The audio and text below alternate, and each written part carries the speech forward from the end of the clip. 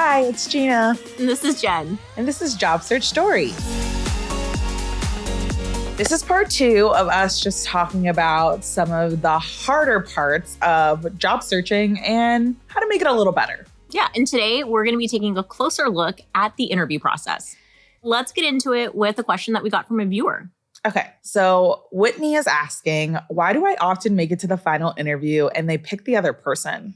That's frustrating, right? Yeah. Like, it's definitely more frustrating than applying and not hearing anything because you're already invested in the process. It's like, why don't you love me?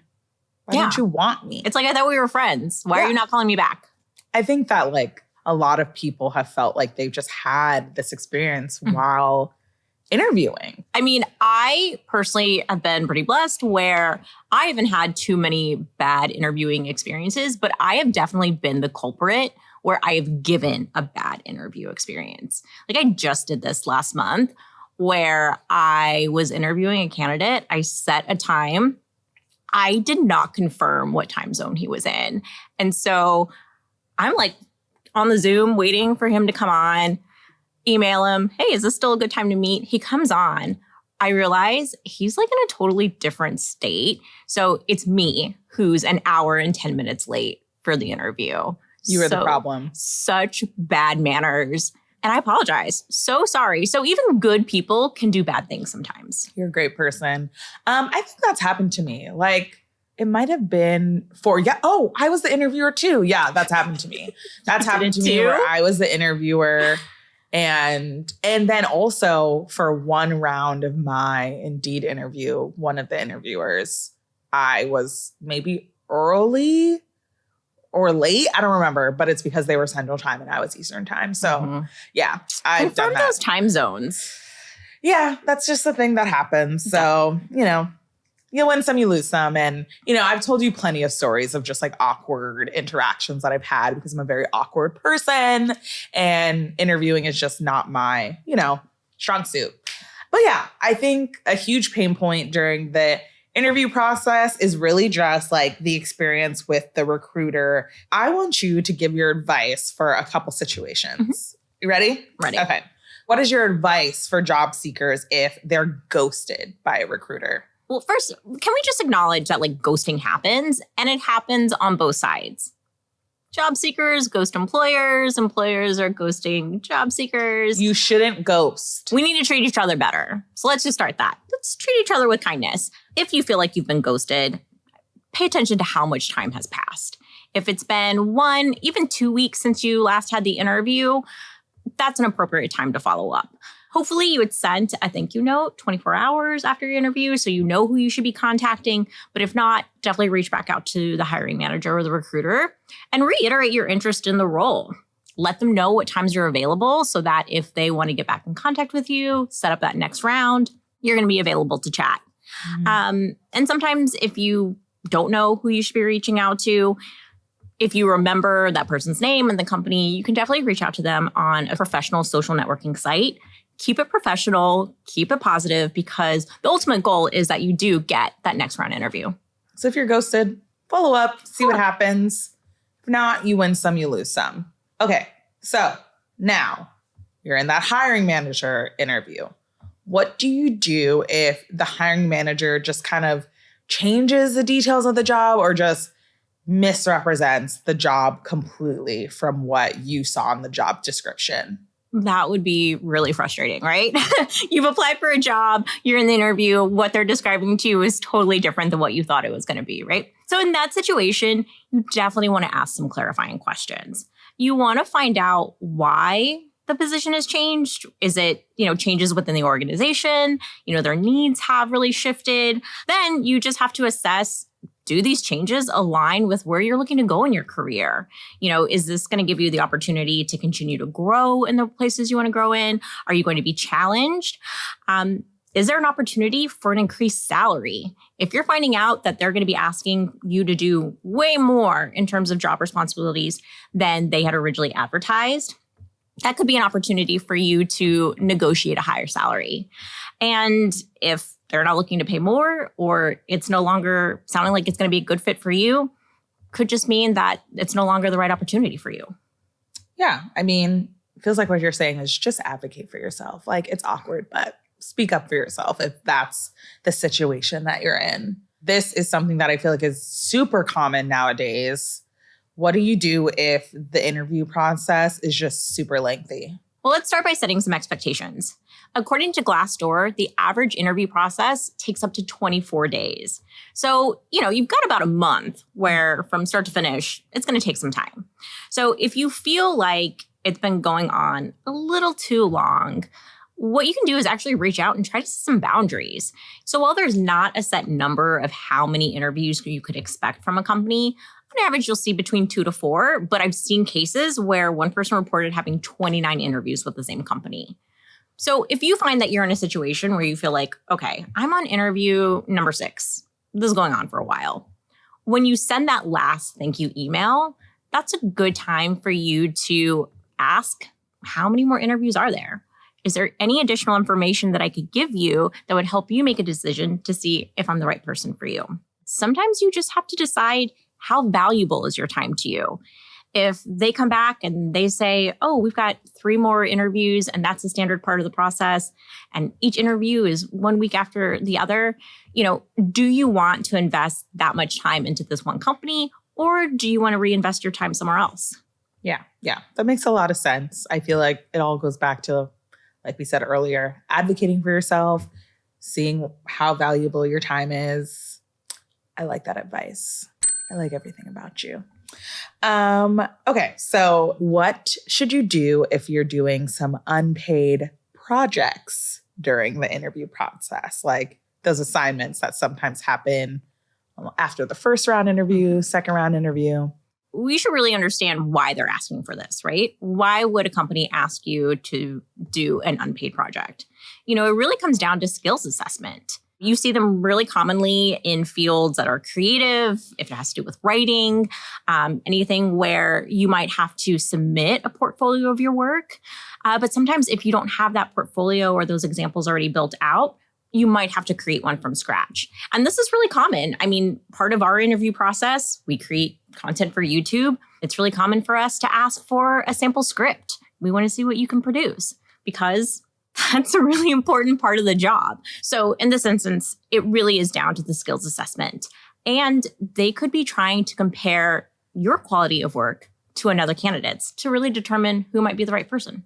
That makes a lot of sense. I feel like they're really just trying to find out, like, what can you do? Is it a good fit for this particular role that we have?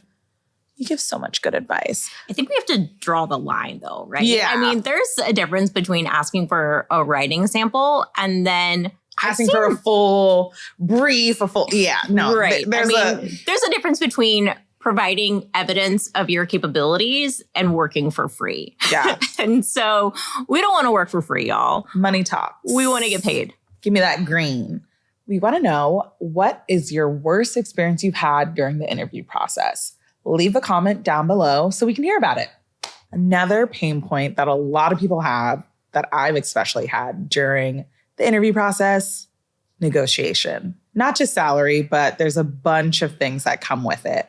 Negotiating your perks, like relocating, your work-life balance, all the things that come with it. Have you ever had difficulties with negotiating your salary throughout your career? I remember a few years ago when I'd received a job offer, and I think it came in something like $55,000. And I was like, oh, based on my experience and all of this, I'm looking for $60,000. And they're like, no. And I said, okay. I still took the I job. get that. Did not even skip a beat. I'm like, all right. No, I get that. Which is not what I would even advise, right? Because there are other things that you can negotiate, but it's so different when you're in the situation. So for those who have a hard time, I'm with you. Yeah. I struggled too. Yeah. I mean, I definitely didn't negotiate for like my first job, but also because I was like, they just like put the number on the desk and I was like, money, like, you know what I mean? Like, I was like, I'm out of college. My mom's going to stop paying my bills. Like, you know what I mean? Like, I was like doing the math in my head. I was like, can I pay my rent? Yeah, like, you're like, this looks good. Yeah. This looks like can eat with this. Exactly. I was like, thumbs up. But then when it came to like my third or fourth job, I feel like that's when I like kind of started negotiating. And I don't think I really even knew what negotiating was. It was more so me being like, what is the correct answer you're supposed to give when a recruiter asks, like, what are your salary expectations? And so I just heard that you're supposed to give a range. So I would always just do like, I don't know, like a little bit more than I was currently making. And then just doing like that range. And it worked. So I was like, that's a great strategy. I was like, oh yeah, like I'm gonna make some money. Like I was just excited because I was like, I know I'm gonna get something in there. Like, and so yeah, that's just kind of like what my strategy was. And then when I started working here, I was like, ooh, it's correct. Like it validated that I was doing that correctly because I was watching little videos with you and them. And I was like, she said it's right. So something that I feel like people are asking us a lot about, or something that I think really catches job seekers by surprise, is when they're negotiating salary and they think they're doing everything right, but they're still getting an offer that's lower than they expected. Why do you think that job seekers are getting lower offers than that's something that's in the job posting? Sure. So a lot of things could have happened in the time in which you applied and started interviewing and then get that offer. So what can happen is after interviewing you, they might determine that the salary that would be appropriate for somebody with your skill set or qualifications is actually on the lower end of the band that they have. That's why it's really important to prepare in an interview and make sure that you're really selling your skills and your experience to make sure that you set yourself up as not only a qualified candidate, but one that should be earning that top dollar. Other things that can happen are just changes in the economy. And that could be in the larger job market, or it could also just be at changes in the company. So maybe when you started the interview process, they were doing a lot better than they're doing now. And so they no longer have the same budget that they had before. And one thing you might also look at is the number that's actually reflected on the job description. It is really common for employers to actually post the total compensation and not just the base salary. So sometimes if that number looks a lot bigger than the salary that they've given you, it could also include bonuses, the value of benefits, the value of paid time off. It can encompass a lot of things. There's also a lot of room to grow sometimes at a company. So, don't give up. Don't give up hope. Yeah, you've really got to determine what is a right salary for you. And if they're not offering you what you think you deserve, it could be time to move on. I feel like the word of the day is advocate. Advocate for yourself. Advocate for yourself. You're so right, Gina. You did that because I asked you to. Okay, so another pain point that I really want to talk about in this episode is the job offer stage. So I think this is another stage that people don't really talk about enough. I think it's like once you get to negotiating salary, everybody's kind of just like, okay, you accept the job or you don't. But have you ever had a job offer taken away from you? I have not had a job offer rescinded, but I've absolutely worked with people who have had job offers rescinded. Yeah. And that hurts because you feel like you got to the finish line. Yeah. You have an offer in hand. Yeah. And then it's pulled away.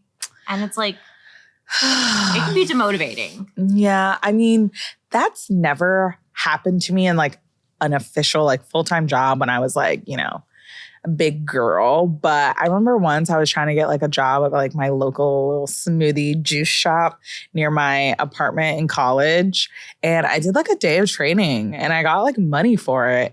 And then the next day the girl was like, yeah, the owner said we have to hire somebody else. And I didn't get to work there and I just wanted free smoothies. That's heartbreak. Yeah. And she told me way too much about her life. And I was like, I already know everything about you, girl. I thought we were going to be friends. I thought I was going to have a coworker. We were just going to be like besties. It just wasn't in the cards for you. Yeah, but that was basically a job offer being rescinded to me because she was like, you got this in the bag. Like she basically told me like, you're going to get this job. So yeah, I've basically had a job offer rescinded. It wasn't that serious, but it hurt my feelings. Yeah, it still hurts. Yeah.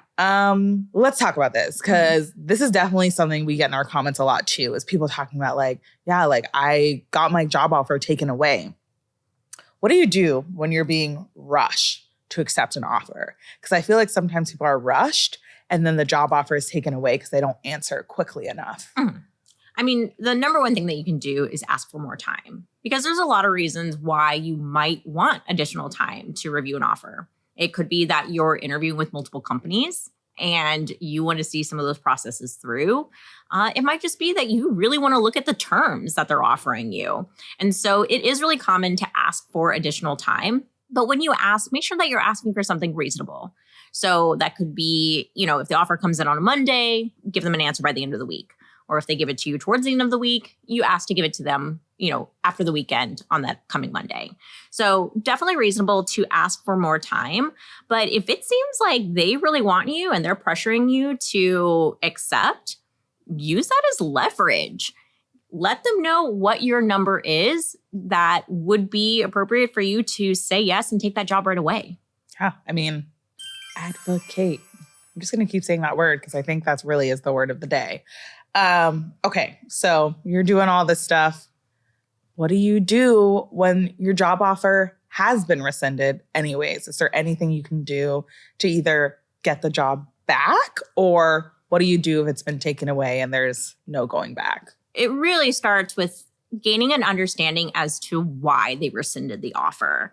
And so one thing that I saw and I had to do when I was in recruiting was we gave contingent job offers before we gave formal job offers. So a contingent job offer essentially means if you pass this background check, if you pass a drug screen, all of these things, then you'll get a formal offer. So if something goes astray in that process, or, if they find something that you didn't disclose, because just because you have a criminal history does not mean that you're ineligible to work, but you do have to disclose things. Job offers can expire. If you told the employer you would have an answer to them by the end of the week, that week goes by, they don't hear from you, their timeline could have passed and they could have given the offer to the next person. It's also possible that the company's finances could have changed. Sometimes companies go through a reorg and that position is no longer needed. Whenever an offer is rescinded, first thing you do is understand why. If it's something in your control, you really just have to take that information and learn from it. We all just got to try to be better. And if it's something completely outside of your control, you really just have to remember you were given that offer. You were a qualified candidate. Sometimes things just change and there's nothing you can do about it, but that does not invalidate your experience. I like that. All in all, you should really just take the feedback that you've gotten. Just because a job offer was taken away doesn't always mean that you weren't the right candidate. Things happen. Even if you weren't the right candidate, you can learn from the experience. To wrap this all up, just going back to our girl Whitney's question, can you give me your best tips for alleviating some of those pain points during the interview process?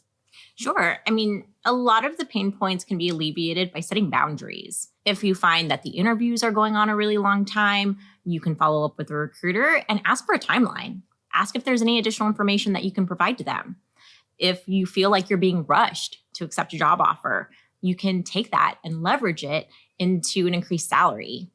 And if you find that your offer has been rescinded, you can ask for more information. If it's something that was in your control, you can then take that and try to grow from it. And then if you find that it's for a reason outside of your control, just know you were given that offer. So you successfully demonstrated that you're a qualified candidate. So now you can do that again and go land yourself an offer with another company. I love that. Advocate for yourself and also learn from the experience. Absolutely. This was a great episode. I loved all the tips. And if you enjoyed this episode, please make sure to subscribe to our channel and watch even more Job Search Stories episodes or any of our other content. And make sure to leave a comment down below if you want to see us cover any more topics. Thanks for watching. Bye. Bye. Literally says Jen. It says Oh, I'm on the Gina. wrong one. I'm on the wrong one. Sorry. Our queen casted a spell. The witchy energy is here. Well, let's Take a listen. Take a listen. It's a frog in my throat. Okay. Break your flow. Just be like, shut up. I said stop.